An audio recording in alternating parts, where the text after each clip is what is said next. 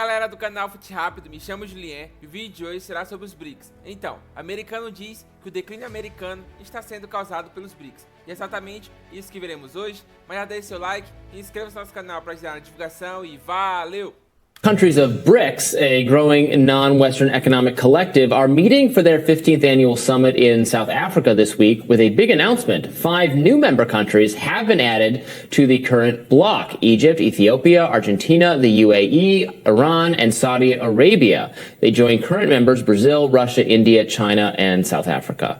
Now, at the summit, leaders from member countries discussed de-dollarization, Western global hegemony, and moving toward a multipolar world. In a thinly veiled statement, Chinese President Xi Jinping wrote, quote, "One country obsessed with maintaining its hegemony has gone out of its way to cripple the emerging markets in developing countries. Whoever is developing fast becomes its target of containment. Whoever is catching up becomes its target of obstruction. But this is futile. As I have said more than once, that blowing out others' lamp will not bring light to oneself." Joining us now to weigh in is editor at The Gray Zone, Max Blumenthal. Thanks for joining us. Thanks for having me on. Now, this feels like a really significant global shift, an end, as people are saying, to Western hegemony that many people predicted as we headed into this Ukraine proxy war, China becoming more closely aligned with Russia, and this growth of this economic alliance that's meant to counterbalance Western hegemony and economic dominance seems to be really telling. Help us understand what's at stake here. Well, this is the most historic gathering of the BRICS, which was founded in 2009 to democratize international trade and international institutions by fostering multipolarity, countering the bipolar, unipolar world that's emerged since the collapse of the Soviet Union, which has brought on disaster for the global South, as well as unchecked violations of international law through coalitions of the willing, as we've seen in Iraq and beyond.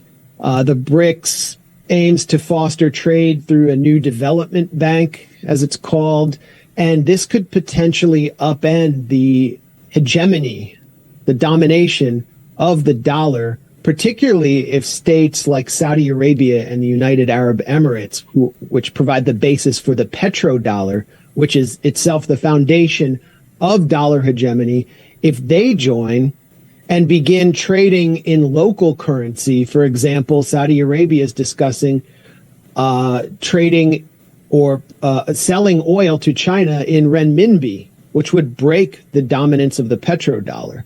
So the reason this gathering is so historic is because BRICS is actually talking about expanding and has pledged to expand to some very significant countries, including Saudi Arabia and the United Arab Emirates. But of course, expansion can bring a lot of political complication. The U.S. has been trying to flex its influence all over the world for so long. We've spent so much money. We're spending so much money right now in Ukraine, the projects in the Middle East, the bases everywhere, on and on and on. Do you think the American people might feel at some point cheated by their government, that so much money of this money has been spent and you might say that was not a good idea to do this in the first place, but we did do it, and yet we did not. Our influence is in decline, despite how much effort and how many resources we've exhausted to remain, the top country, the top government in the world. Well, our correspondent Anya Parampil is in Johannesburg covering the BRICS right now, and one thing she's noticed at a conference which mostly pertains to the nations of the global South, especially the non-aligned nations that didn't line up with the Soviet Union or the U.S. during the Cold War and which seek to fight for their independence, is the presence of many Americans as well as British reporters from places like The Economist. What are they doing there? Well, they sort of represent the interests of the G7, which is often posited as the dominant sphere of economic sphere, and they're threatened by what's happening at BRICS because of the prospect of de-dollarization, which is the dollar hegemony is the basis for U.S. financial sanctions, which are administered unilaterally, not through the UN, to destroy the economies and the people of countries from Syria to Venezuela to Cuba to countries like Eritrea, which is kind of the Cuba of Africa and has resisted IMF loans, taken its own line.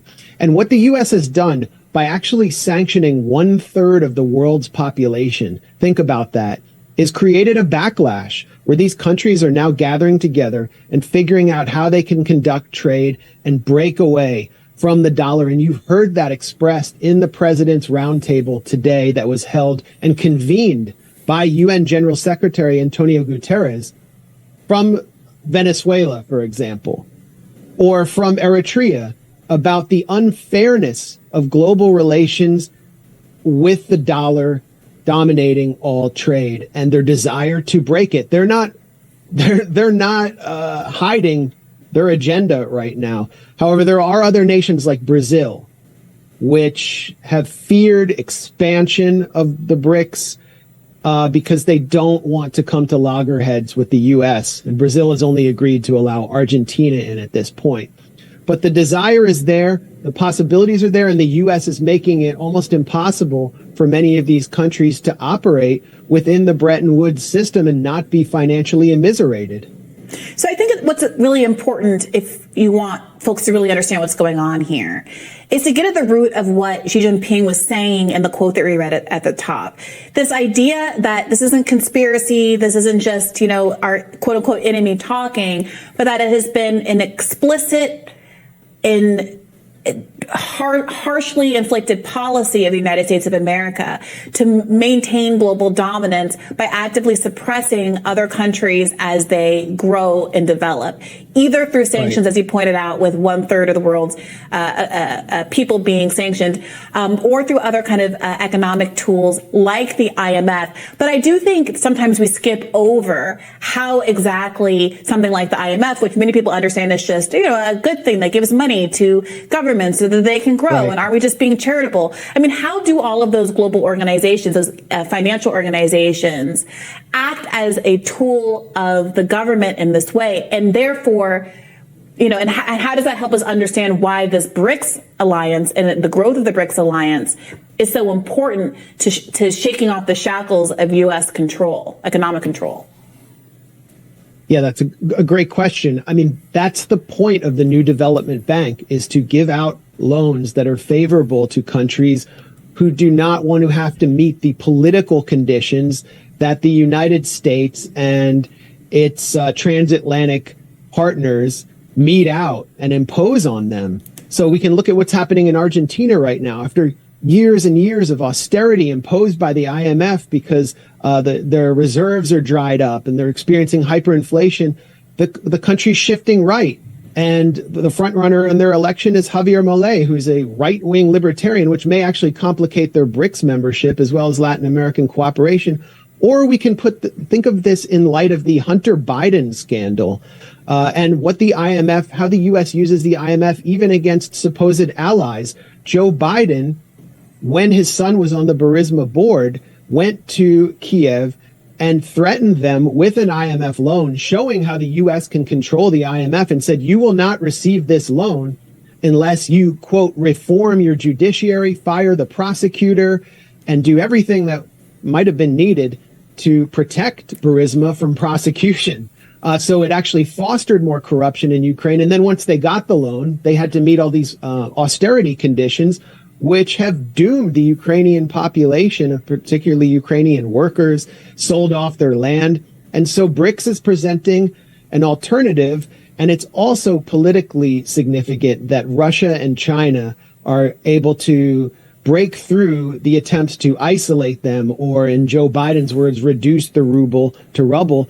Vladimir Putin, in his address to BRICS, pledged to actually supplant Ukraine as a global grain supplier to Africa and promised tons and tons of free grain to Africa. Africa has experienced the brunt of the Ukraine proxy war and U.S. sanctions and complications of grain exports. And so this is massive for Africa. And then we can look at what's happening inside Africa in the Sahel region, where you have these popular coups overthrowing governments that had been tools of the West, particularly Niger, Burkina Faso, Mali, particularly tools of France. And Niger is following on the foothills of this multipolar development by starting a new company to not just export tomatoes and then import tomato paste, but to actually produce tomato-based products and to industrialize their gold production, which right now consists of a lot of youth in informal artisanal mines holding out pans and water.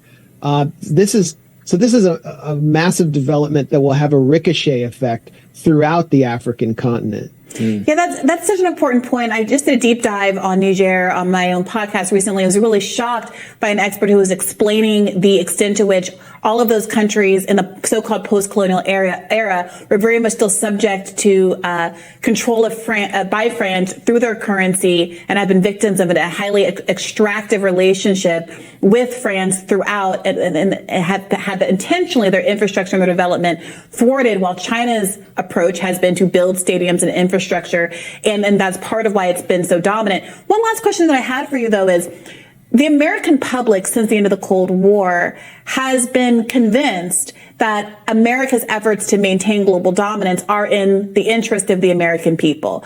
There was the domino theory and the broad public investment in the idea that you had to beat the Soviets, got to beat them to the moon, you got to beat them around the world. It justified any number of wars, Vietnam, et cetera, stopping the expansion of communism. Is something changing now, or are we still in a situation where the idea of other global powers emerging, namely China, is being used by people to beat the drum of war? And if that's the case, how should Americans think about the decline of American dominance globally? Are they wrong to think that it will negatively impact their standards of living? And why should they think differently about perhaps a kind of global solidarity? Well, we're looking at the decline of American hegemony, but this doesn't necessarily mean that the U.S. is experiencing an economic decline. Our economy is completely financialized and based on artificially backed currency, but the U.S. has the means to do what other countries are doing to fuel its own development if it actually sought to do it, if it wasn't selling off its industrial base at the whims of corporations.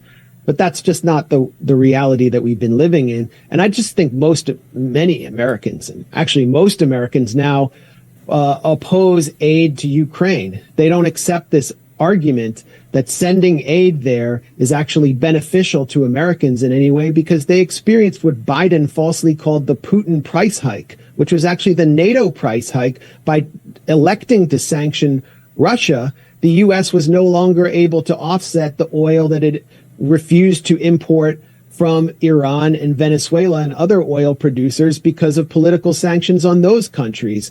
So Americans need to understand how their government sanctions have a boomerang effect at home. They are not going to experience it as strongly as Europeans or Africans for that matter, but they're beginning to get the picture. And we see it even playing out in the Republican debates.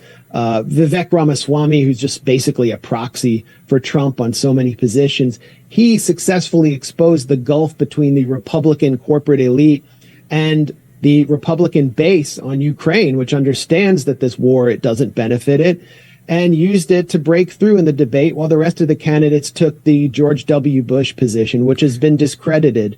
There's no candidate putting forward that line within the Democratic Party, but it will be exposed further throughout this campaign that Americans understand they don't benefit from this so-called rules-based order in which the U.S. seeks to make the rules and everybody else has to follow its orders. Americans would like to have friendly trade relations, too, to benefit their economic future.